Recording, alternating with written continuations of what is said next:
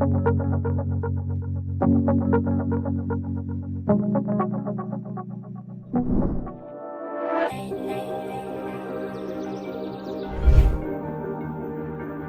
has always been my dream to work here in Australia as an actuary, so learning English and completing my degree here helps me in adapting the Australian work culture and prepare my transition from the uni to the workplace.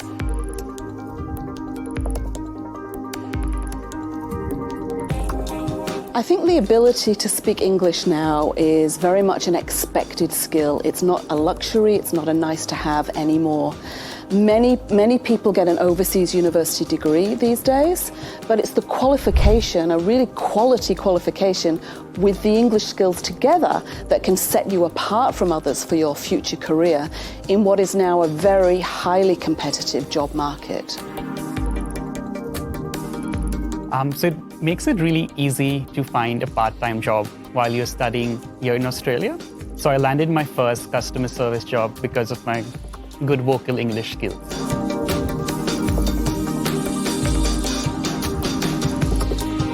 It has been a fantastic experience. Learning English has taught me a completely different way of thinking. At the same time, it also allows me to access enormous knowledge other than Chinese. Being bilingual, I can watch movies, read novels, and listen to music in English. Learning English also gave me the possibility to be multilingual, as it taught me the skills to learn the third language. I think in many ways, actually. Firstly, by providing what is a once-in-a-lifetime experience in some of the world's best universities and in a very well-regulated system. It would also provide a really unique experience in a safe and multicultural environment with a great climate, beautiful countryside and beaches, great food and a very vibrant culture here in Australia. But I think perhaps more importantly is the opportunity to use English authentically every day with native speakers and people who speak English very well. They're bilingual speakers. And really this combination is almost impossible to achieve by staying and studying in your home country.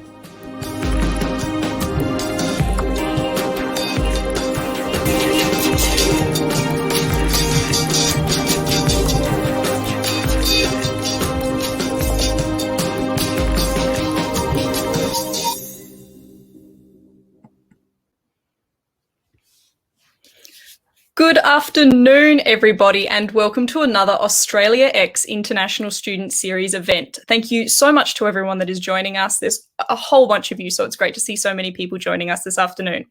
Firstly, I'd like to acknowledge the traditional custodians of country throughout Australia and recognise their continuing connection to land, waters and community. We pay our respects to them and to their cultures and to elders both past and present. Let us walk together and take care of earth and water as one.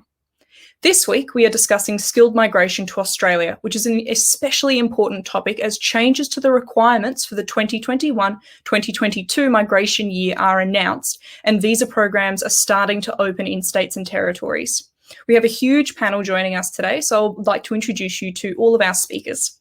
First, we have Juna. Juna works as an international workforce consultant with skilled and business migration, connecting South Australian businesses with skilled migrants to meet skills needs. Juna is also a qualified career practitioner who is passionate about education and career development, who takes great pleasure in helping people achieve their career goals. Thank you so much for joining us, Juna. We also have Mimi. Mimi works as Program Manager, General Skilled Migration at Skilled and Businesses Migration within the Department for Innovation and Skills. Mimi has been in the migration sector for over 15 years and has extensive knowledge of South Australian state nomination programs. We are also joined by the team at Migration Solutions. Mark is the CEO of Migration Solutions. He's been a trusted voice of the migration profession for over 20 years, commonly quoted in the media as a commentator and strong advocate for immigration reform. He established his professional practice in Adelaide in 2001 and has grown Migration Solutions to become the largest migration agency in South Australia, providing guidance, advice, information or support services to over 35,000 people. We're also joined by Nam. Nam is the Business Operations Manager and a Senior Migration Agent at Migration Solutions, responsible for the day-to-day business operations. Finally, we are joined by Shashi. She's a registered migration agent at Migration Solutions, assisting with student, temporary, graduate, family and general skilled migration to Australia. We're also joined by the team at AMES. Thanushki is a registered migration agent with over 6 years of industry experience. She currently sits on the Migration Advice Industry Advisory Group, which provides expert advice to the Australian government on matters relating to the migration industry. Our speakers have prepared presentations on these topics that were explored in the promotion of today's webinar, and we will have time for a Q&A at the end. We ask that you keep your Q&A questions as general as possible as you can. We can't answer questions that are specific to your circumstances. You can also read other people's Q&A questions to see if your question has already been asked previously in the webinar. You will need to seek advice from a registered migration agent if you have questions that are specific to your circumstances. I'd also like to mention that we don't know when borders to Australia will open. We're all waiting for this news, but unfortunately we can't provide any information on this today. Again, we will have 3 different presentations today, followed by a Q&A. We recommend that you watch the presentations, as it's likely the questions that you have will be answered in today's presentation. But again, please make sure that you're keeping those Q&A questions coming through for our speakers. There will also be a couple of polls that will pop up on your screen. We really hope you can all get involved in those polls. They really help us inform future webinars so that we know what's important to you. Thank you to everyone for joining us today. I would now like to hand it over to the team at Migration Solutions.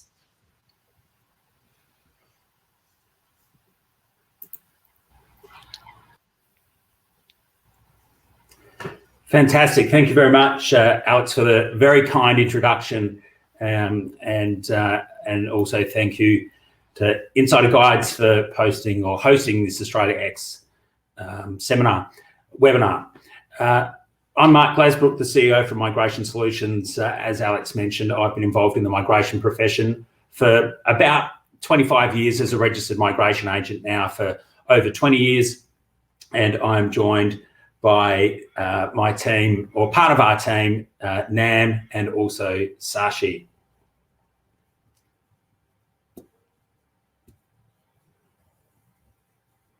Today we're going to go through and have a look at a number of the different types of visa pathways that are available for international students or possibly people that are here in Australia onshore or offshore on 485 visas. What we're seeing at the moment is the 2021-2022 migration program year has just opened, so we'll go through and talk about some of the changes to the program that have happened recently. I've been involved in the migration profession since 2001, Nam since 2006, and Sashi since 2016. So between the 3 of us today, we've got about 40 years of combined experience in the migration profession. So hopefully none of your questions will go unanswered. Today we're going to have a look at the new migration program and what to expect in 2021-2022. Nam will then talk about post-study work rights and the priority migration skilled occupation list before Sashi goes through and has a chat to you about the general skilled migration requirements. Now, something that's quite interesting is that currently, in response to the coronavirus, the Australian federal government is currently having an inquiry into skilled migration, which is being done by the Joint Standing Committee on Migration. This is very important.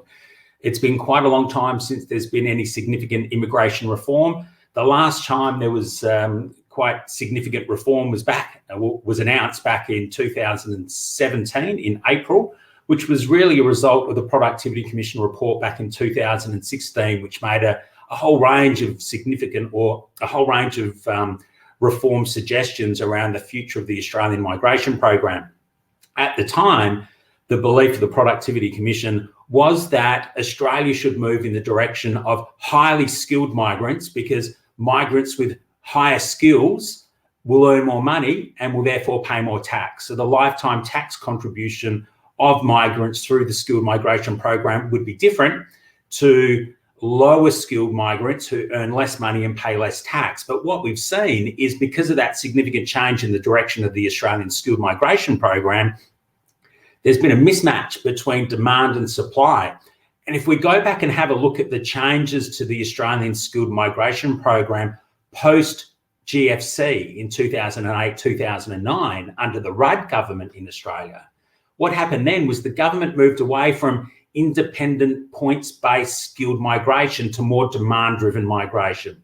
So we'll have to wait and see. Even though the 2021-2022 migration program has been released, there will be some changes that should be announced very soon in terms of the Joint Standing Committee on Migration releasing their final report into migration reform or potential migration reform, with potentially the federal government or the Australian Department of Immigration releasing those changes or making some announcements later this year. But immigration reform is going to be needed, and I believe that there's going to be significant benefits to skilled migrants such as you listening today, or potential skilled migrants, because Australia needs migration more than ever in terms of the economic recovery post-COVID-19. So what we've seen over the past 3 or 4 or 5 years has been the rules and the regulations and the legislation and the criteria getting harder and harder and harder, and points have been getting increased, and state and territory nomination requirements have been quite challenging. I think what we're seeing now is a bit of a switch. It's starting to change, and certainly if you have a look at state and territory nominated requirements, it's certainly getting a lot easier. And I think as the number of people that are eligible to apply onshore for skilled migration visas, that pool starts to diminish, then we're going to see significant changes to make it easier for people to meet the eligibility criteria in order for Australia to be able to attract skilled migrants, because skilled migrants are so important to so many parts of the economy in terms of productivity and participation, population growth, and just increasing the general demand for goods and services, which creates more employment and training opportunities for local residents. Anyway, that's probably enough for me. What I might do is just have a quick look at the next slide, which talks about the program year for this year, 2021-22. And of course, the migration program year in Australia is the same as the financial year. So we've just recently celebrated the new year in terms of immigration. But if we look at the program numbers and the places that are available, they're listed on this slide. I won't go through it all individually because there's quite a lot there, but you'll be able to refer back to this slide later on after the presentation. Or of course, if you've got any questions, feel free to send them through, and I'll better answer whilst Nam or Sashi are going through their part of the presentation. So on that note, I'll pass over to Nam to lead you through post-study work visas. Thank you very much. Hello, everyone. My name is Nam Huang, and I'm a senior migration agent at Migration Solutions. And today I'll be talking to you about the post-study work visa option. And I'm sure most of you have probably heard about it. A lot of people refer to it as TR or postgraduate visa, but the official name is subclass 485 temporary graduate visa. Now, the 485 visa is designed to allow overseas students to remain in Australia for up to 4 years after completing the studies. And this visa has no restrictions on work, study, or travel. If you are a recent graduate and you are in the process of applying for permanent residency, but you have limited time left in your visa, then this might be a very good visa option for you to gain the additional time you need. So the subclass 485 visa comes in 2 streams. The post-study work stream, which has a validity period of between 2 to 4 years, depending on the qualification that you complete. And to be eligible, you must have applied for your first student visa on or after the 5th of November 2011. The second stream is the graduate work stream, and it's valid for 18 months. All right, so the 485 visa criteria. So as you can see there on the table there, top 4 criteria are common criteria. So basically, you need to have completed 2 years of study in Australia to be eligible, and you must be able to meet the English language requirements. So it could be either IELTS or PTE. So the IELTS 6 overall with no band under 5, or the equivalent points in PTE. The time limit to apply is within 6 months of your course completion dates, and there's an age requirement of under 50 years of age. In terms of visa duration, as I said earlier, it can be granted for up to 4 years, but if you study a bachelor degree or master's by coursework, then the graduate visa can be granted for 2 years. If it's a master by research, then you get 3 years validity. Doctoral degree will give you 4 years maximum. For graduate work stream, it can only be granted for 18 months. Occupation list for post-study work stream, there is no occupation list. You just have to complete the eligible qualification. Graduate work stream, you must nominate an occupation from the medium long-term strategic skills list, which is specified in the legislative instrument IMMI 18/051. For qualification, that's similar mentioned before, bachelor degrees, master's or doctoral degree for the post-study work stream, and undergraduate work stream, it can be a degree, a diploma, or a trade qualification. And the course completed must be closely related to the nominated occupation under the graduate work stream.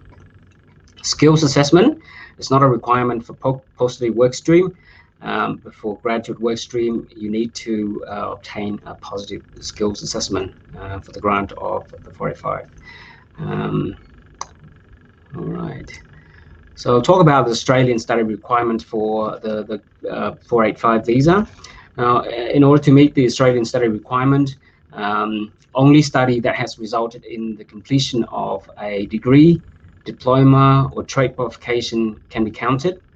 Now, the 2-year requirement is academic year and not calendar year. The course completed must be registered on CRICOS. The duration registered on CRICOS must be equivalent to 92 weeks minimum, and you must complete the course in no less than 16 months. If you intend to use multiple courses to meet the Australian study requirement, these courses must be package course, which means the course must be part of the diploma, degree, or trade qualification. These qualifications, following qualifications, cannot be used on their own to meet the Australian study requirements, and they are Certificate 2, Certificate 3, 4 in a discipline other than a trade, a graduate certificate, or graduate diploma. Now, you can, however, claim credits for the completed units of these courses in subsequent degree or diploma.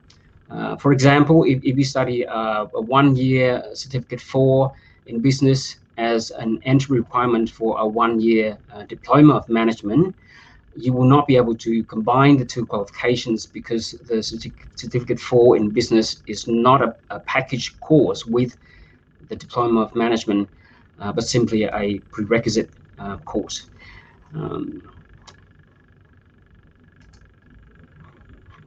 Sorry. So completion date is another important issue. And now this is the date which triggers the 6-month period during which you may apply for the 485 visa.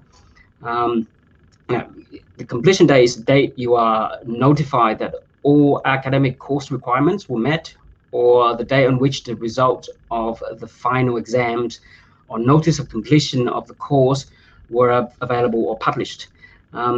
Evidence of this completion date could be a notification of final exam results in the form of a letter on the internet or on the university bulletin board. The degree certificates generally show the date of award or conferral, but that's not a completion date. For PhD or master by research student, submission of thesis alone is not enough. And you are only considered to have completed the course once your thesis is accepted and you are informed that you have met the academic requirements for conferral of the award. There are four main criteria must be met at the time of application. It's very, very important. If you miss any one of these, it may result in a negative outcome or refusal of the visa application. So number one, the application must be lodged within 6 months of the course completion date. 2, English test result must be available at the time of application. You must provide evidence of health insurance, and you may use your overseas student health cover until the policy expires or the student visa expires, whichever occurs earlier. And the last one is you must have applied for an Australian Federal Police check before you submit the 485 application. So in the next slides, I'm going to talk about the COVID concessions which are available.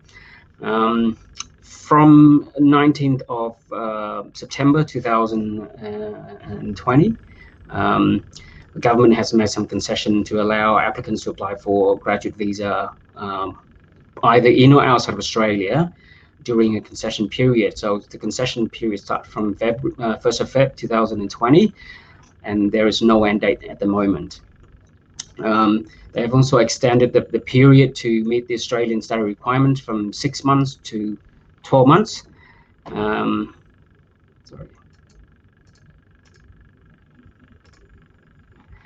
6 to 12 months for applicants who are prevented from return to Australia due to the travel restrictions or during or part of a period commencing 1st of Feb 2020 and ending on the 19th of September 2020. Now, online study conducted outside of Australia can be counted towards meeting the Australian study requirement, but this only applies to new or existing student visa holders. All right, extension of 485 visa. From the 20th of January this year, existing 485 visa holders may be eligible to apply for an extension. And this extension option is only available to 485 visa holders under the post-study work stream, unfortunately. If you have graduated from an institution in a regional area and resided in a regional area for at least 2 years while holding your 485 visa, then you might be eligible. Okay, so all areas except for Sydney, Melbourne, and Brisbane are classified as regional. And students who spend the first 2 years of the 485 visa can apply for a 485 extension for 1 more year if they stay in the cities or major regional areas, and for 2 more years, if they stay in regional centres and other regional areas.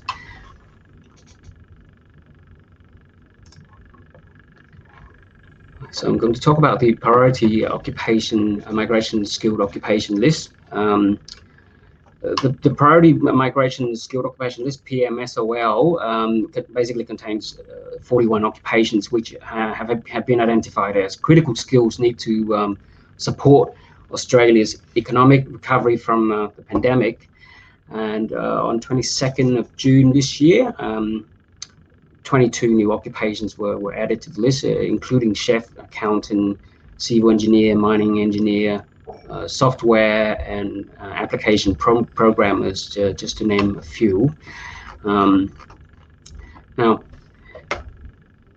this list is designed only for employer-sponsored visa. So basically, if you apply for an employer-sponsored nomination in these applications, with an occupation on this PML as well, then your application may be given priority processing. So the visa subclasses which this arrangement currently applies to are temporary skill shortage TSS visa subclass 482, employer-sponsored, employer-nominated scheme 186, skilled employer-sponsored regional subclass 494, and regional sponsored migration scheme 187. So hopefully this arrangement will be extended to other visa types in the future, like a general skilled migration, to enable or fast-track visa applications and reduce further delay. Yeah. So that's my part of presentation. I'm going to hand over to Sashi to talk to you about the different general skill migration visa options. Hello, everyone. Good afternoon. My name is Shashi. I'm also from Migration Solutions, and I work on student visa, graduate visa, and general skill migration visas. Now, let's go to the next slide. All right. Just give me a minute. Okay, general skilled migration. The general skill migration is designed to attract highly skilled individuals to fill Australia's skill demand. Visas within general skill migration program are points tested and are either independent, state or territory nominated, or family sponsored, permanent or provisional visas. There are three types of visas: permanent residence skilled independent, subclass 189, permanent residence skilled nominated, subclass 190, skilled work regional provisional, subclass 491, and finally permanent residence skilled regional, subclass 191, due to commence from 16th of November 2022. And this is a PR pathway from subclass 491 visa. The first three are point score based visas. The minimum score required is 65 points, but the cutoffs could be higher. Now, next slide. Okay. Subclass 189 and 190 visas are both permanent resident visas. The 189 visa is skilled migrants, is for skilled migrants who are not sponsored by an Australian employer, family member, or nominated by a state or territory. The cutoff points for 189 visa have been consistently high in the last couple of years, and it's highly competitive. According to the statistic, the minimum points for 189 fluctuated between 85 to 100 points. This is mainly due to the limited places in the program. The 190 visa is for skilled migrants who are nominated by an Australian state or territory government. Minimum points vary between 65 to 90, depending on the state or territory. As part of the congestion busting agenda, there is a big push towards the 491 provisional visa, which requires applicants to stay in regional areas in order to transition to PR status. Now, what is 491 visa? Well, subclass 491 visa is a 5-year visa and designed to encourage skilled migrants to live and work in a specified regional parts of Australia. Applicants must be sponsored by an Australian relative who is living in a designated area or by a state or territory government. To qualify for PR, you must live and work in a designated area of Australia and have a minimum taxable income of $53,900 per annum for at least 3 years, and you can work in any occupation. 491 visa holder is prohibited from applying for another skilled or partner visa for the first 3 years. You can get 15 additional GSM points for nomination and also eligible for Medicare benefits. Now, the threshold eligibility criteria are: you must be under the age of 45, you must nominate an occupation on the list of eligible skilled occupation, meet the English language ability by having a minimum PTE score of 50 in each band, score at least 65 points in total, meet health and character requirements. Now, the process, first, you must identify your occupation based on your skill assessment. That's what we call as nominated occupation. And calculate your points, minimum 65 points. Better, if it's higher points, better chance of getting an invitation, and depending on the state government requirements.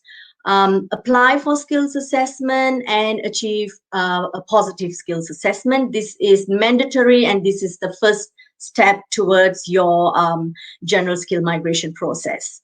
Lodge an expression of interest. Apply for state nomination 190 or 491, subject to state nomination requirements. Lodge your visa application within 60 days of receiving an invitation. Okay, so that's the process. Now, occupation list is prescribed in Legislative Instrument IMMI 19/051. There are 3 lists, medium and long-term strategic skills list, which is for 485, 189, 190, and 491 visas, sponsored by an eligible relative or nominated by a state or territory. Short-term skilled occupation list, 190 and 491 visas, nominated by a state or territory, and regional occupation list, which is for 491 visa, nominated by a state or territory. Okay, so, and lastly, we have the points table. Now, GSM is points-based, and you can see the points calculated based on age, English language ability, overseas skilled employment, Australian skilled employment, Australian qualifications if you've studied in Australia, and if you studied overseas and it's equivalent to Australian bachelor degree, you can get 15 points, for example.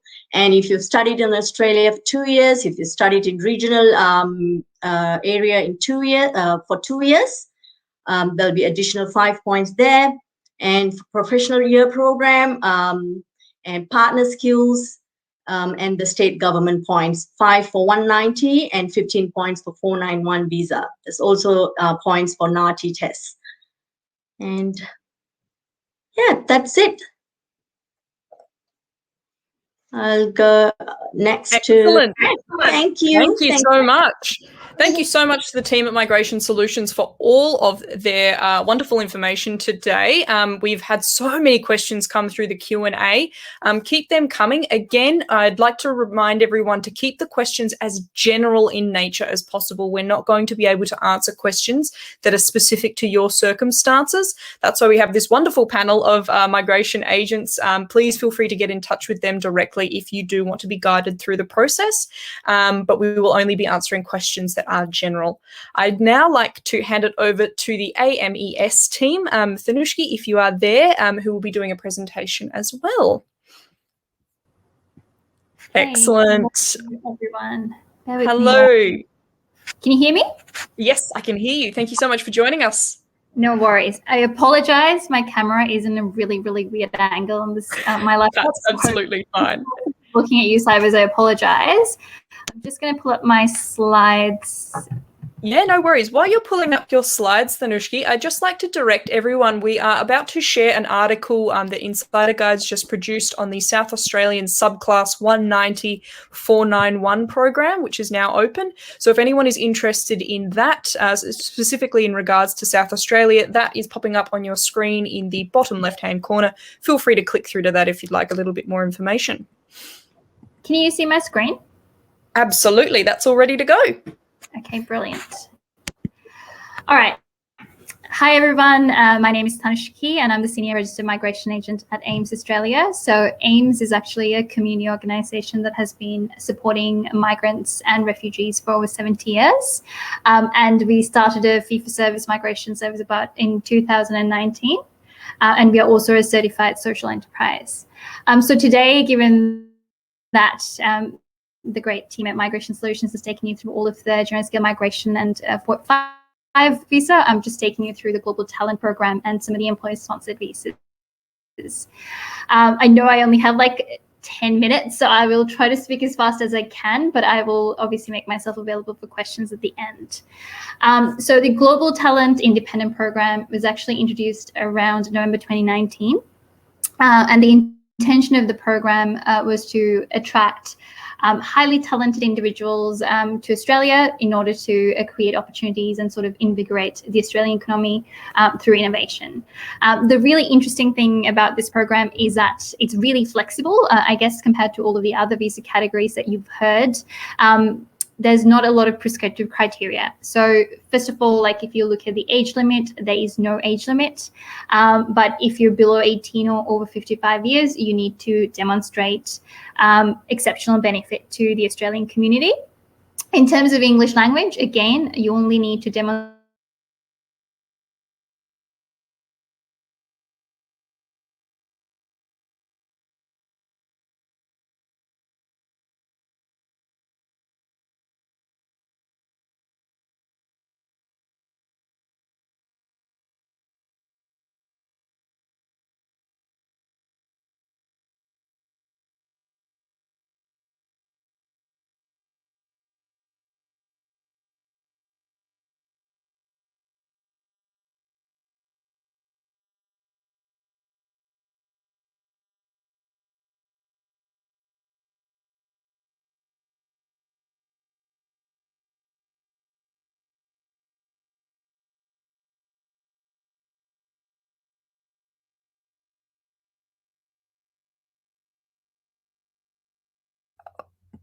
Sorry, Thanushki. I think we've just cut out. So the audio appears to have cut out, unfortunately. I still can't hear you. Not quite sure what's happening there.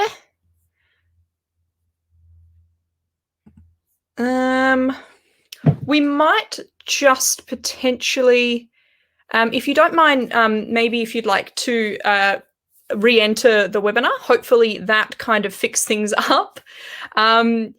Maybe if we hand it over to the team at Skilled and Business Migration, if that's possible, and we'll just try and sort out this little tech issue. Sorry about this, Thanushki. Thank you so much. And if Mimi and Juna, if you're there and you are happy to present, we might just jump over to your presentation while we try and sort out a couple of tech issues. Yeah, sure. Excellent. Thank you so much, team. So you both have a presentation organised as well. Yep, so I will switch myself on. Brilliant. Thank you so much, Juna. Lovely to have you on board. Thank you very much. Thank you for inviting us. I would like to quickly change my background settings. Please bear with me. And my name is Juna Kaki, and I work as an international workforce consultant with Skilled and Business Migration, Department for Innovation and Skills.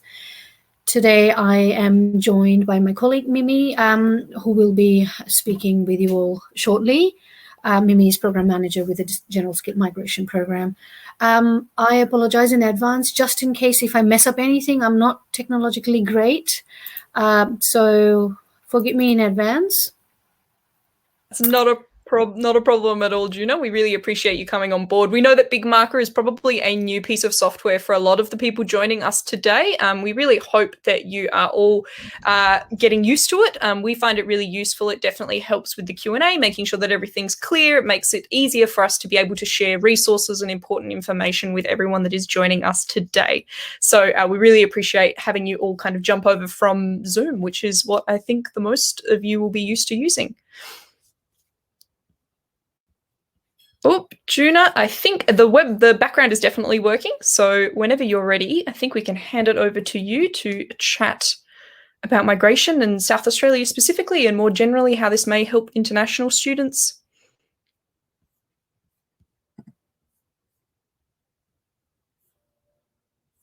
I think Juna has potentially also just jumped off. Mimi, you will also be joining us for the presentation today. I think we will just give everyone a quick second to work out these little tech things. I really appreciate everyone sending through their questions in the Q&A. Thank you so much for doing that. We actually have a number of our speakers today actually typing out responses to people. So if you have any questions at all, again, please feel free to put it in the Q&A. Keep them as general as possible. People might type out answers, or we will try to get to as many as possible as we can at the end of today's webinar. Also considering a lot of people sent in questions during registration. So we have a lot to get to. again, we will try and get to as many as possible at the end. Okay, I think we are just trying to work out the tech issues still. I just logged out and logged in. Excellent. Can you see me now? No worries. Thank you again, Juna. No worries. Thank you everyone for your patience. We really need it today. We are almost being hit by a storm, so yes, for everyone that is joining us from Adelaide, we are about to be hit by an enormous storm. So there may be some audio and tech issues that are a little bit beyond our control, unfortunately. It's just the nature of the weather. Also to everyone that is asking, yep, that background is there. I'll just remind everyone that today's session is recorded, so there will be an opportunity for you to go back to particular elements of today's presentation if you want to review anything. That is appearing perfectly for me. I will hand it over to you. Thank you so much, Juna. No worries. First of all, I hope everyone is safe and sound wherever you are, in whatever country you are. So today we will be providing you with an overview of general skilled migration state nomination, which will assist you in understanding your pathways to staying and working in South Australia post your study. And many of the topics that we are going to discuss, it has already been discussed because it's generally the same program, general skilled migration. So we will run through this, but we will also discuss about our current state nomination program, and we hope that this will answer some of your questions you may already have. So the South Australian Skilled and Business Migration Program administers the Skilled and Business nomination for South Australia to meet SA skill needs and demands. That's why we have a program where we nominate highly skilled people to come and help us here. So we have 3 programs: General Skilled Migration, which is for skilled migrants who have the skills to contribute to the economic development of South Australia again. We have an occupation skills list, South Australia's skills occupation list, where all the occupations are listed. So eligible skilled migrants can apply for this general migration program. And we'll be talking about this in a minute, but also we have business skills nomination for high quality business owners and entrepreneurs who can create genuine and sustainable businesses opportunity for South Australia. That's and we also have employee sponsored visa pathways, which enables South Australian businesses and employers to sponsor skilled migrants for the positions which they may not be able to fill locally.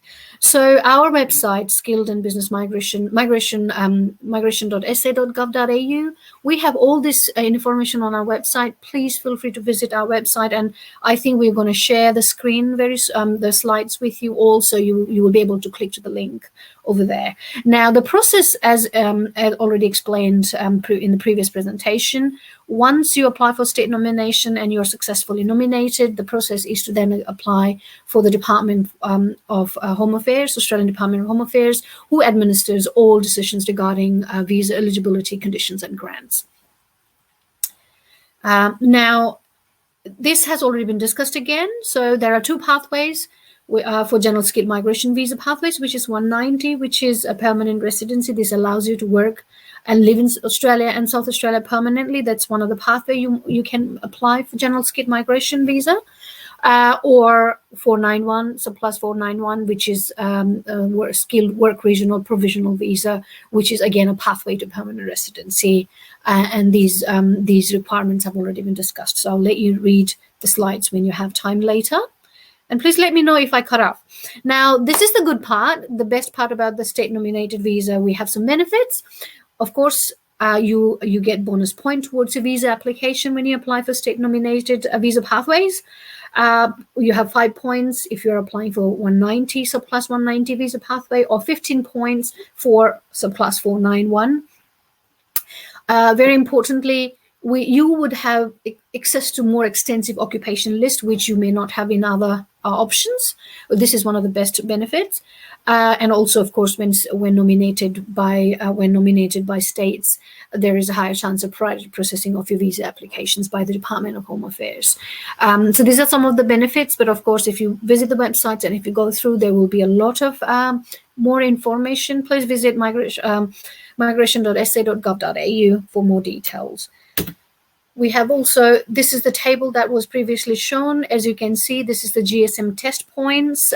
Depending on the criterias and your category, you get points, which you require 65 points to meet the GSM application.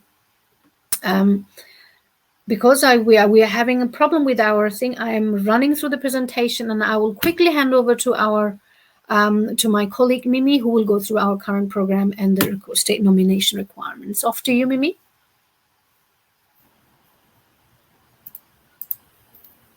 Thank you, Juna.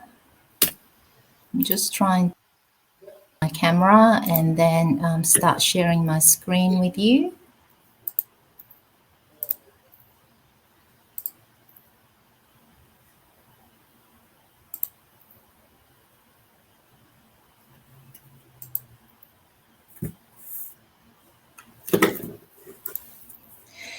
Okay, so hi everyone. I'm Mimi from Skilled and Business Migration, and I work for the South Australian State Government. I'm going to talk a little bit about our state nomination programs today. So in our program, we have 4 categories. The first one is the offshore category. So last year, due to the global pandemic, we didn't open our program to offshore clients. However, we just opened our new program here on the 20th of July. So that's last week. And I'm pleased to let you know that we are offering our nominations to offshore clients in this new program here. At the moment, we have 36 trade occupations on our list, and they are open to offshore clients. And under the current COVID situation, we understand and anticipate this category will be quite limited, but we are planning to add more occupations to our list in the future. Okay. So the second category is currently living and working in SA. So this is for people currently living and working here. And I know that there are a lot of people in the audience today participating from interstate and overseas. So you may be eligible for our SA state nomination after you move to SA and live and work here. If you go to our website and look at our state nomination occupation list, you'll be able to see how long you have to live and work in SA before you can apply under this category. Okay. So for the next 2 categories, I have separate slides to talk about. The next category is our third category, and it's for international graduates of South Australia. We offer a lot of flexibility to our international graduates, and they usually require less work experience to meet our requirements compared to other categories. Okay. To qualify to be an SA grad, you'll need to study for at least 1 year in SA. So for example, if you're studying in another state now, if you move to SA and complete your degree after 1 year of residing and studying in SA, or you complete 50% of your studies, and then you can be qualified to apply under this category. Okay. And please, one thing to remember is that you'll need to continue to reside in South Australia after you finish your SA degree. So when you, if you graduate from another state, if you graduate from SA and move to another state, you can't actually apply as an SA grad. You have to come back here, work in SA, and apply under currently working in SA category, which I talked about earlier. I said there, we offer a lot of flexibility to our international graduates. in SA. So normally each occupation has a work experience period requirement that you need to meet, and that's listed on our website in our occupation list. But we offer a complete work experience waiver to our international graduates who achieved high scores in their studies. And you'll need to, the GPA scores that you need to have are listed in our occupation list. And I have an example of the occupation list, the screenshot of our list in a later slide. The last category is our new category. It's the Talent and Innovators program. So this category is for people who don't meet the requirements of the previous categories that I talked about. However, they are highly skilled and they can contribute to our state. So we still want to offer state nomination to them. Unlike others, you'll have to go through a two-stage process. So you'll have to send us a registration of interest application, and if you are successful, we invite you to apply for a GSM state nomination. Okay, there are 5 streams within this program. All the streams in grey are for people living in SA. So if you are residing interstate, the employment stream, that's the top one, is the only stream available to you at this stage. And you will have to have a job offer from a company in South Australia to apply and send us the registration of interest. I don't have enough time to go through all the streams today, so please visit our website for more information about the streams. This is a screenshot of our occupation list. If you go to our website and search for your occupation, you can find detailed requirements for state nomination. The example here is for the occupation of ICT business analyst. So you can see the first box is for offshore people. This occupation is currently closed for offshore people. The second box is currently working in SA category. So for 190 nomination, that's a permanent visa state nomination. You have to have 24 months of work experience in SA. And the top right is for international graduates of SA. For 190 nomination, you only need to have 12 months. And the bottom corner box, that's for high-performing graduates. So you can see the GPA score that you need to have in order to apply as a high-performing graduate. So for state nomination, you have to have at least the documents listed in this slide. You have to have a valid passport, positive skills assessment for your nomination, valid English scores, academic transcripts and GPA scores for your qualification, and documentary evidence for work experience. This is our website address. So please visit our website for details and also subscribe to our website.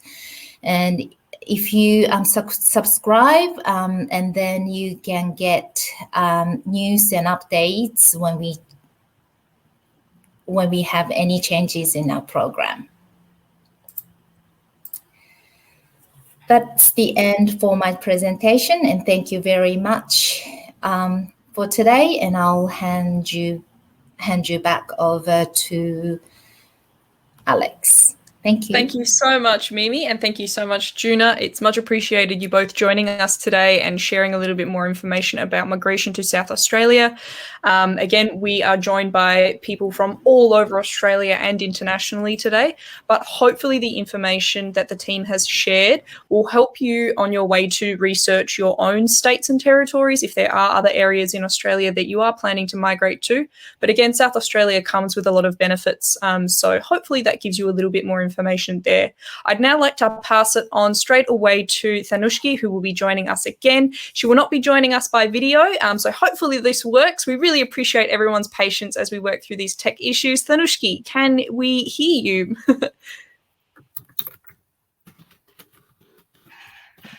I can hear something.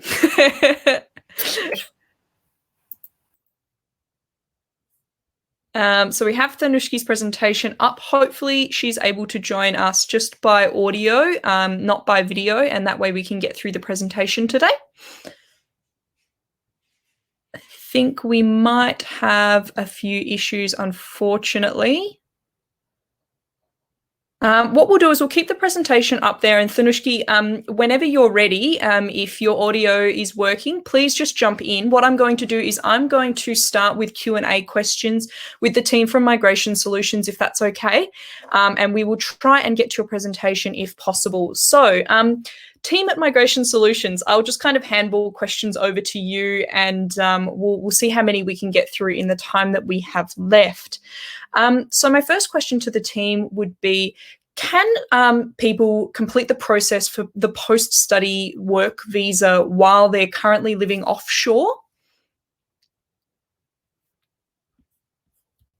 So Nam or Mark or anyone? Yep, Mark, excellent. I'll jump on line, but I can hear Nam's on line as well. So this is definitely a good one for Nam to answer because he comes up with this almost daily, this question. Mute. All right, let's just unmute. Yeah, so there's some COVID concessions. No, you're all good. Hi, Nam. Hey, how are you? So there's some COVID concessions available at the moment for students who are stranded outside of Australia, and that was introduced on the 19th of September 2020. So online study undertaken outside of Australia can still be counted towards meeting the Australian study requirement, and that applies to existing or new student visa holders. So you must hold a student visa in order to claim your online study.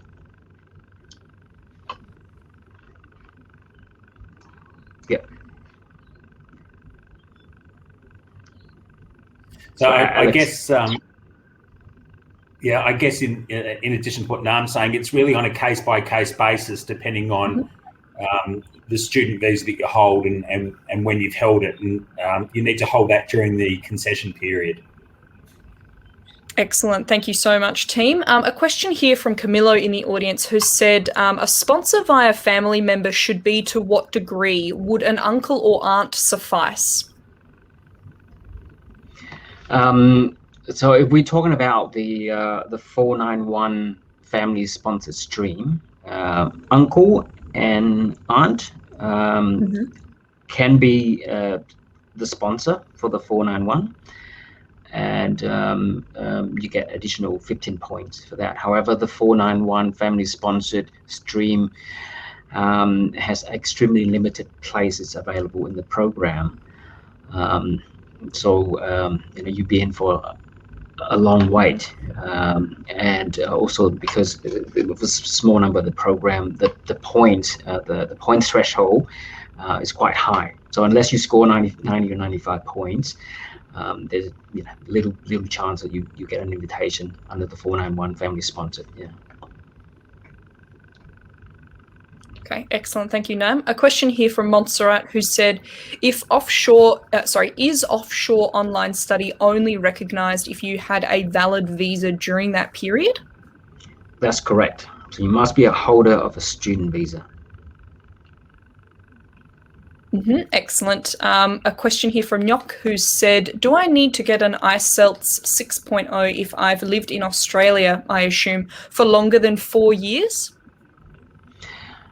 For the graduate visa, you must meet the English language requirement, which is IELTS 6 overall, with no band under 5 or an equivalent test.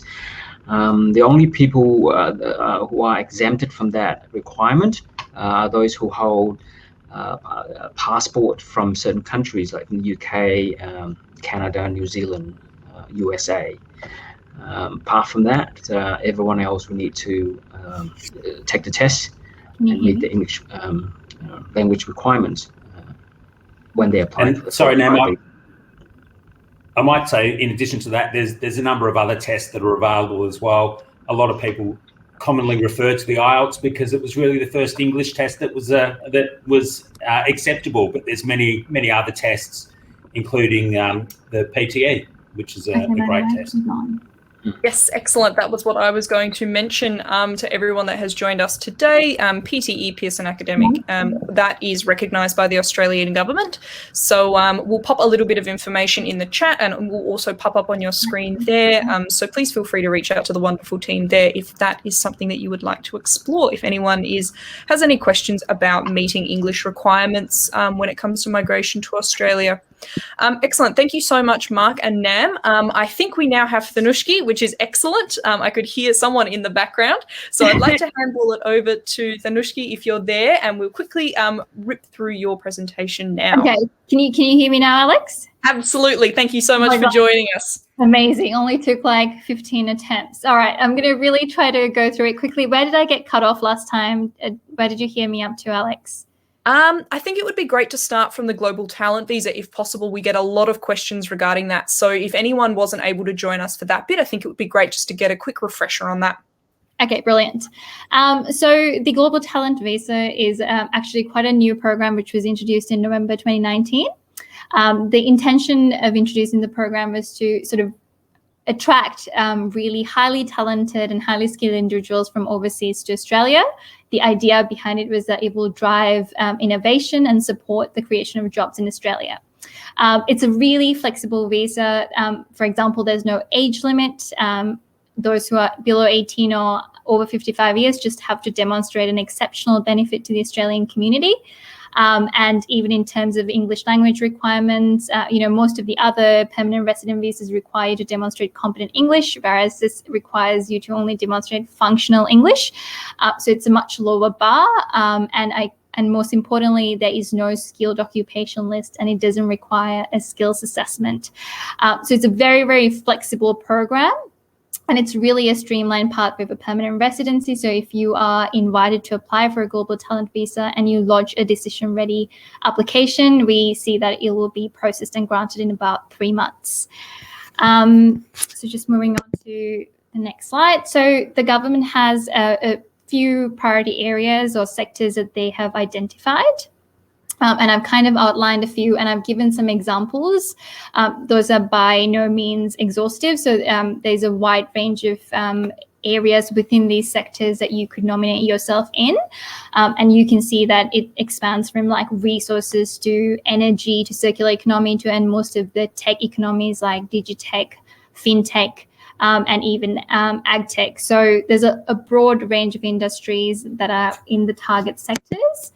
And in terms of the process, you need to submit an expression of interest. So there is a global talent contact form online, and it takes you through the criteria that you need to meet. And then once you submit your EOI, it takes a couple of months for it to be finalized. And if you are invited, then you need to prepare and lodge your visa application. Okay, so next up.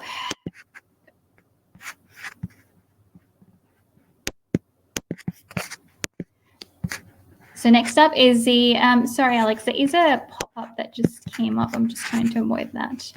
No, that's okay. There should be a little X button in the corner there. Yep. Thank you. Just give me a second. No worries. Okay, so In terms of the eligibility criteria, so essentially you need to demonstrate that you have an internationally recognized record of exceptional and outstanding achievement in one of the target areas or one or more of the target sectors recognized. You need to show that you're still prominent in your field and be able to provide evidence that you'll be an asset to Australia.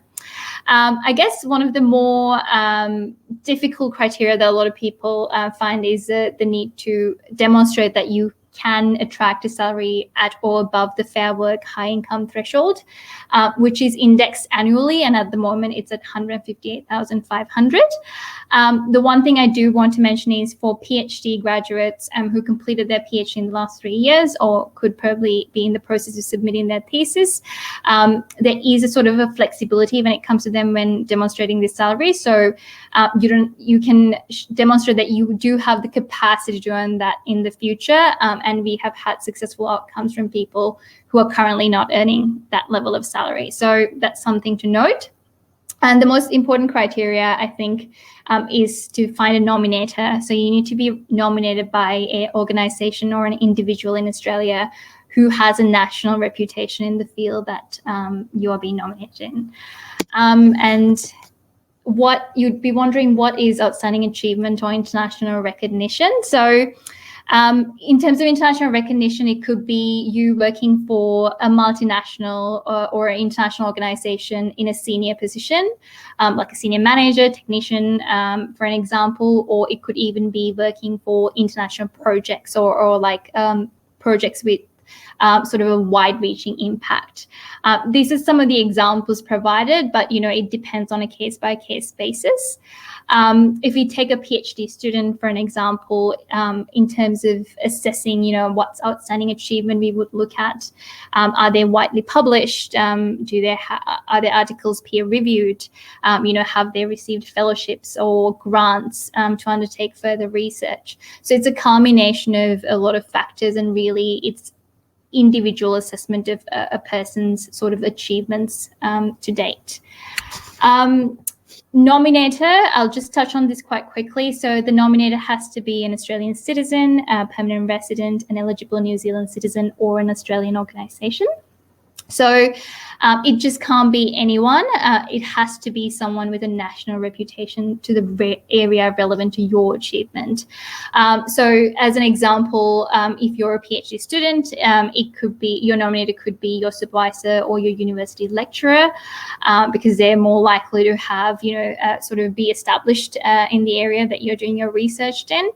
And also potentially, depending on your employer, if they are a really well-established organisation, they could potentially nominate you. Or it could be, for example, if you're in IT, I'm aware that Australian Computer Society also nominates people. So I guess the nominator is a tricky one. That's the one crucial thing that you need in the global talent process. But the expression of interest is free. There's no cost attached to it. And if you do believe that, you feel within those sectors, it's a really, really streamlined process. And it's a really, it's a very quick way to get permanent residency in Australia. So I'll just quickly touch on the employer-sponsored visas. So there's a lot of, temporary visas that sort of employer-sponsored, but I only touch on the few that, that are relevant to international students and could potentially lead to permanent residency. So there is the 482 visa, the TSS. There's two streams to that, which is a short-term skills list and the medium to long-term skills one. So it's a 2-year and a 4-year visa. The pathway to permanent residency is only via the medium to long-term list occupation. So you have the option of applying for the 186 permanent resident employer-sponsored visa through temporary resident transition, or the direct entry stream, or there is a possibility, if there's a labour agreement, there's a wider range of occupations and additional sort of conditions that you might have to meet. And in terms of the, if your employer is based in a regional area and your occupation is in the regional occupation list, there's the option for you to apply for the 494 visa, which also has a pathway through the subclass 191 visa program. So I'll just quickly go through these each visas kind of individually. So the TSS, I guess we do this for quite a lot of international students who completed their degree or master's, worked on their graduate visa, and they come across an employer who want to perhaps sponsor them and keep them on in the job for a while, or support them to get PR in the future. So essentially, if your occupation is in the medium to long-term list, you could get a visa valid up to 4 years, and potentially they could sponsor you for PR through the 186 stream, or you could, if you get your skills assessment and you have 3 years work experience, they could sponsor you directly for permanent residency as well. In terms of eligibility for the 482 visa, you need to meet the skills criteria. And you need to obviously meet the English language requirements and also do your health and character. In terms of the skills criteria, what it essentially means is that depending on the occupation you're sponsored in and the skill level, you need to have a relevant qualification and at least 2 years work experience, or alternatively, the work experience could substitute the qualification. So if I was to give an example, if you were to be sponsored as a developer programmer, and you had you just completed your bachelor's degree and just done 2 years of full-time work experience on your graduate visa in Australia, you meet the criteria for sponsorship, provided that you have the English language requirements and you can get your police and health checks done. So for a chef, you could either have a diploma and 2 years full-time work experience, or you could even have the 3 years work experience that substitutes the qualification requirement. So it's actually, again, like quite a streamlined process. Most of the work is actually on the employer, so they have to be an approved sponsor. They need to nominate you. And as a part of that, they need to show that the position is genuine. They have to undertake labour market testing where necessary. And really show that the company has a financial viability to sort of sponsor you. So in terms of the visa, you just have to meet this, have the qualification, work experience, do health and character, and do your English. So yeah, it's a really good pathway, but the permanent residency options are only available if your occupation is in the medium to long-term list. So the 186 employer-sponsored is a permanent visa, and the temporary resident transition stream is available for those who work, who are sponsored by the employer on the 482 visa. You work with the employer for 3 years in the same occupation on the 482 visa, and the employer can support you for permanent residency. So you need to meet the age requirement, so ideally be less than 45 years. But there are exemptions if you meet the Fair Work High Income Salary threshold. There are a few other exemptions. And, you need to meet competent English, and you basically need to do health and character. So you don't need a skills assessment for this. It's essentially, you working with the employer for 3 years is evidence that you meet the skills criteria, and you need to have an intention to obviously work with the employer for another 2 years. So this is a really again, a straightforward way to apply for permanent residency if you're on a 482 medium to long-term visa stream. And the direct stream, this, like the name, you can directly be sponsored for permanent residency by the employer.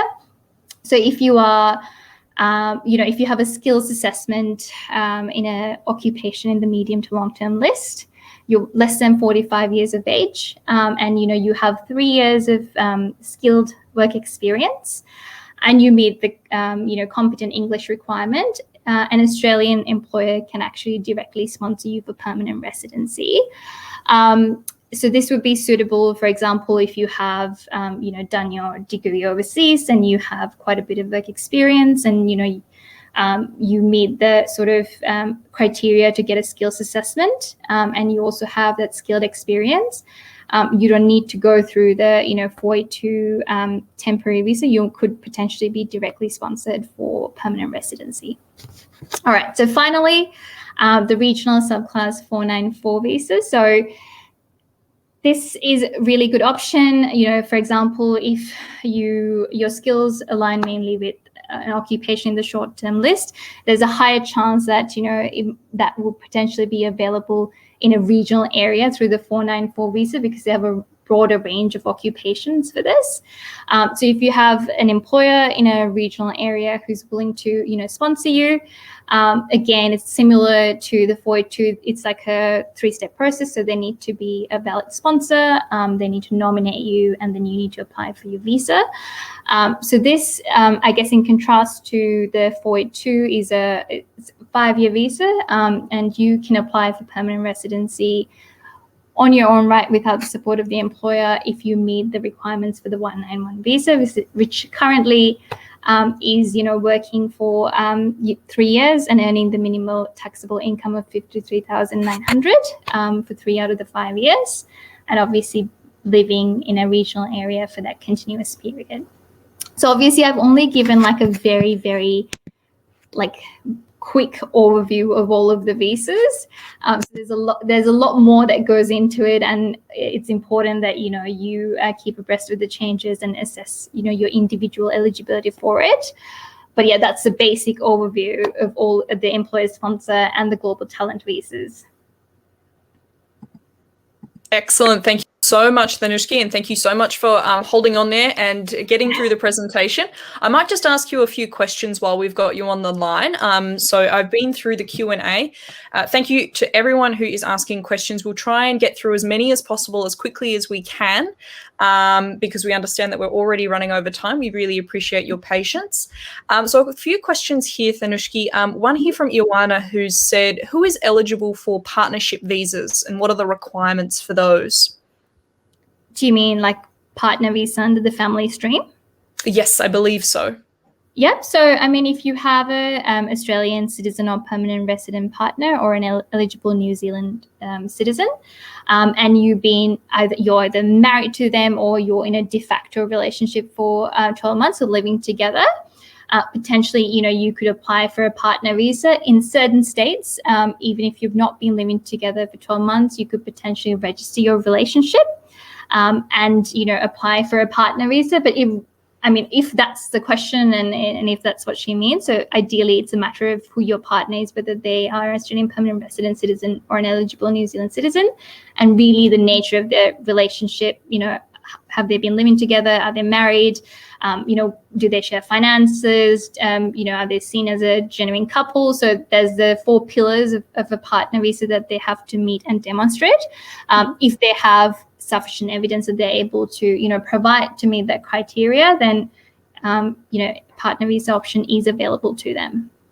Excellent. Thank you so much, Thanushki. And just a reminder to everyone, we actually have the team from Migration Solutions providing text answers to your questions. So just double check your question in the Q&A. You may have already gotten an answer that's been typed out for you.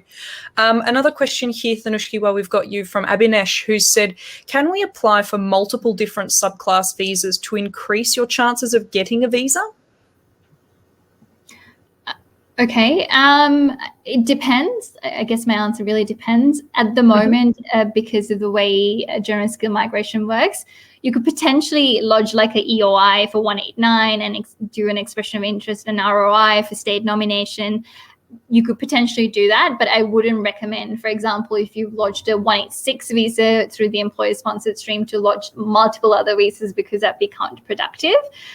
But if you're obviously using the general skill migration, there's nothing to prevent you from doing an EOI for 189 and ROI for state nomination if you meet the criteria, but also exploring your potential pathways if you have an employer willing to sponsor you.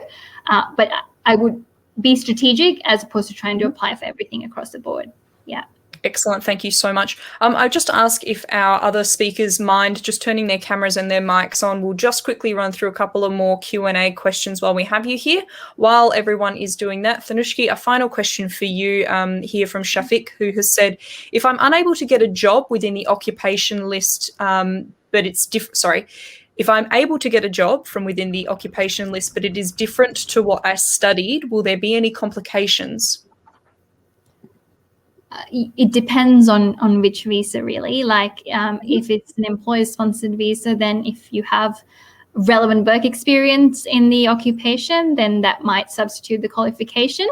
If it's a state nomination visa, I guess it's dependent on the state how closely related to the occupation that is. So it would really, the question is quite vague, so it would really depend on which visa, I suppose.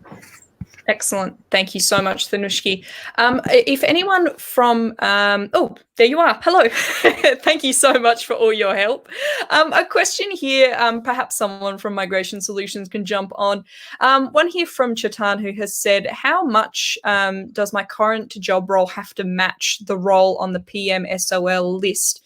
For example, ICT security specialist when compared to network security engineer. Yeah, I guess that again that depends on which visa option. And during my presentation, I did touch on that PMSOL, and that list only applies to employer-sponsored visas, not general skilled migration. So if you're applying for general skilled migration, then that wouldn't be relevant at all. You don't have to worry about the occupation on the PMSOL at all. That list is there to sort of facilitate travel ban waivers for applicants from outside of Australia who have applied for an employer-sponsored visa, and the employer needs them to be in Australia as soon as possible. And if your occupation, nominate occupation is on that PMSOL, then the government will fast-track your application and make it easier, or facilitate the issuance of the travel ban waiver to enable you to come to Australia. Yeah. Yep, excellent. Thank you so much, Nam. A question here for Juna. Oh, sorry, Mark. No, I was just going to say that it's quite important what Nam mentioned around travel ban waivers as well. And even though essentially the borders, international borders, are closed at the moment, we've still been able to get a lot of travel ban waivers through. We've done somewhere between 150 to 200 across a range of different visas. So it is possible still to get visas and apply offshore to get into the country, especially if the occupation is on a priority occupation list. Excellent. Thank you so much, Mark. On that note, it's quite important that the employer has a say or a support letter that might help their application to the Border Force, stating that how important that skills is needed in that particular workplace or the state. That might help with the Border Force. Excellent. Thank you so much, Juna. I have a question here for you. If hopefully you can help this student out. What would be your top 3 tips or pieces of information that current students need to know about when they're thinking of migrating, and things that they should consider when searching through websites? They've said authority websites, so potentially the 3 things that they need to be considering when they're checking migration websites, when they're checking the Department of Home Affairs. It's something that's really interesting. Oh, sorry. No, that's all good. Maybe if we start with you, Juna, and then I can pass it over to Mark. Yeah. I think Mimi would be the best person. Mimi does the general skill migration, but I think Mimi jump in if I can help me with here. I think the most important thing is to look at the requirements first, whether you meet the requirements, DHA requirements, and the state nomination requirements that are different requirements. Each occupation, if I have to talk about state nomination, each occupation has specific requirements. When we nominate, you have to meet the requirements. That is the thing. But I think, Mimi, if there's anything you would like to add there. Yes, if I can add one more thing is if you are researching, just go to the source of the information always. You might talk to your friends, and then friends might give you different information, but always check the current requirements and conditions on Home Affairs or state government websites. I think that's important. Excellent. And Thank over to you, Mark. Yep. Yeah, I always make a point of mentioning the disclaimer that's on the Department of Immigration website. A lot of people go to the department's website expecting to get the correct information, which a lot of time it is, but the Department of Home Affairs disclaimer says the Commonwealth of Australia accepts no responsibility for the completeness or accuracy of any of the information contained or accessed through their website, and makes no representations about its suitability for any particular purposes. And it also says that you should seek independent advice about your individual circumstances. So I guess the Department of Home Affairs website is very informative, but very also ambiguous to some people if you don't understand rules, regulations, legislation and policy. And for that reason, I think it's always good to get the advice or opinion of a registered migration agent or a legal practitioner, just to make sure that someone's interpretation of what they believe they can do is correct. Excellent. Thank you so much, Mark. A question here, potentially for you, Thanushki. Can you return to your home country at the end of a student visa and then apply for a temporary graduate visa from overseas? If yes, within how much time can you apply? Okay, I would like to put the disclaimer, perhaps Mark or his team would like to answer. We don't do a lot of 485 visas, so yep, not a problem. Yeah. Migration Solutions, is there anyone that wants to tackle that one? Definitely. I think Nam or Sashi are well placed to answer that question. Excellent. Yeah, I think Nam has covered that question on his slide. Mm-hmm.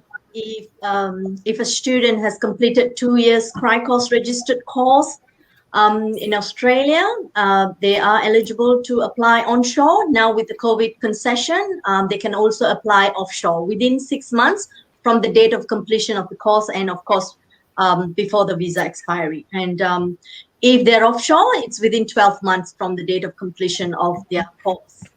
And of course, we need to know more about the course that they've completed, because not all courses are eligible for 485 visa. Yeah, and I have to add as well that's the. Sorry, Mark, you go. Go on now. Yeah, I was just trying to say the concessions were introduced to assist people who are genuinely stranded overseas. If you depart Australia by choice, I'm sure that's not the intention of the policy, but because it is quite broad, I guess based on my interpretation, that would cover the scenario where someone decide to depart after they study just to benefit from that concession. Excellent. Thank you, Nam. We'll just do 2 more questions and then I think we'll wrap it up for the day. Thank you so much to everyone for sticking around.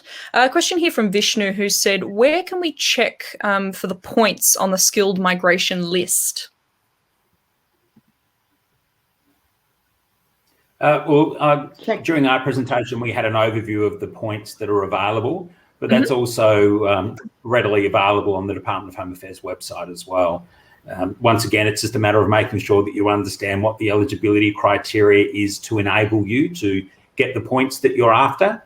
And the last thing that you want to do, or one of the things that you really want to be careful of, is if you lodge an EOI, expression of interest, to the Immigration Department based on a certain number of points, and then you go and lodge your visa application and then you find out that you're not eligible for those points, then it can result in your visa being unsuccessful. It's a lot of time, a lot of effort, a lot of money, a lot of heartbreak. So you really need to be certain that you are eligible for those points. With work experience, yeah, especially with work experience points and all. It is available on the department's website under Visa 189 subclass at 190 and 491. Excellent. Thank you, Shashi. A final question here from Camilla, who said, for international students graduating in a couple of months, when is a good time to start engaging with, they've said advisors. I'm assuming here that the question is a registered migration agent. So essentially, when is a good time for people to start considering their migration pathways? While studying, or as soon as they complete their course. Excellent. Yeah, look, I always think it's a good idea to be well prepared, because there are some delays with getting access to the English test through the PTE, just sometimes due to supply and demand challenges, and also with skill assessments. And sometimes it's possible to apply for a skill assessment based on an undergraduate degree rather than waiting for your postgraduate studies to be completed. So there's no harm with getting advice on where you stand early to make sure that you put yourself in the best position to meet the eligibility criteria for an Australian visa. What can happen as well is normally there's standard times throughout the year when international programs will finish. Most traditionally courses finish around November, December every year. If you wait until the end of the year to then try and meet the eligibility criteria, you're competing with a lot of people at the same time that are trying to achieve the same outcome. So if you can get yourself ahead of the pack a little bit, sometimes it can just give you a little bit more of an advantage to be successful. Excellent. Thank you so much. And I think we will close on that statement. Thank you so much to everyone who has joined us today. To all of our wonderful speakers, to all of our wonderful audience for asking your questions and for sticking around for that extra half an hour to try and get through as many Q&A questions as possible.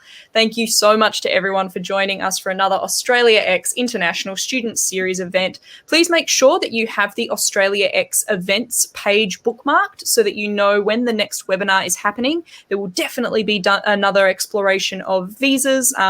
We will go through the questions that have been sent through, and we'll try and work out what visa subclasses, what topics within visas you are most interested in, so that we can make sure that we're answering your questions for you.